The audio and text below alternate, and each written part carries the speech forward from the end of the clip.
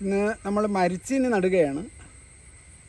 മരിച്ചീനി എന്ന് പറയുമ്പോൾ സാധാരണ മരിച്ചീനി ഒരു മൂട് കപ്പ എടുത്താൽ ഒരു 4-5 കിലോയാണ് പരമാവധി, 3-5 കിലോ വരെയാണ് പരമാവധി കിട്ടുന്നത്. ഇവിടെ നമുക്കത് പോരാ.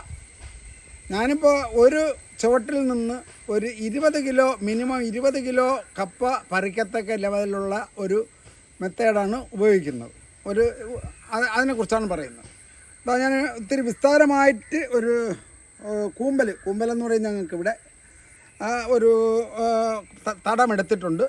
അതിൽ ആദ്യമായിട്ട് കുറച്ച് പച്ചക്കക്ക, ഇത് പച്ചക്കക്കയാണ്,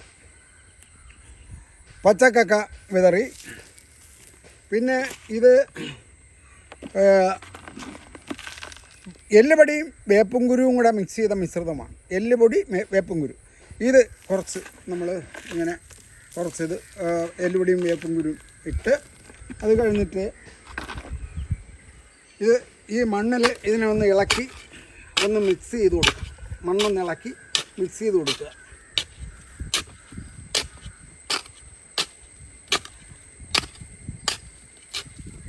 ഇവിടെ ശ്രദ്ധിക്കേണ്ടത്, മിക്സ് ചെയ്ത് ഇത് ഈ പണയുടെ, ഈ കൂമ്പലിൻ്റെ 4 സൈഡും ഉയർന്നു നിൽക്കണം.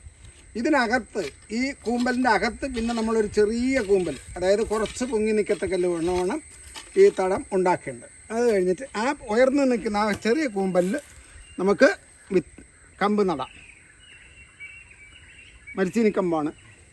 വിത്ത് ഇത് നട്ട് കഴിഞ്ഞാൽ 2 മുട്ടയെ താരാൻ പാടുള്ളൂ. എന്നിട്ട് അതിൽ നമ്മൾ മൾച്ചിങ് ഇതിനെ പുതയ്ക്കണം.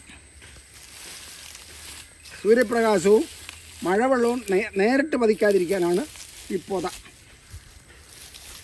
പുതയ്ക്കുക. അപ്പോൾ ഇത് ഈ മണ്ണിൽ അങ്ങ് പൊടിഞ്ഞ് ചേർന്ന് വളമാകും. എന്നിട്ട്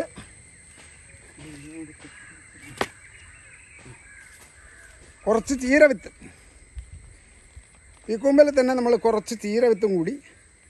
ഇത് വർഷകാല ചീരയാണ്. ഇത് വർഷകാല ചീരയാണ്. വർഷകാലത്ത്, അതായത് മഴക്കാലത്ത് പുള്ളി വീഴാത്ത ചുവന്ന ചീരയാണിത്. അങ്ങ് കുറച്ച് ചീര മതി. ഇതങ്ങ് വിരിച്ചു കൊടുക്കുക. ഇങ്ങനെ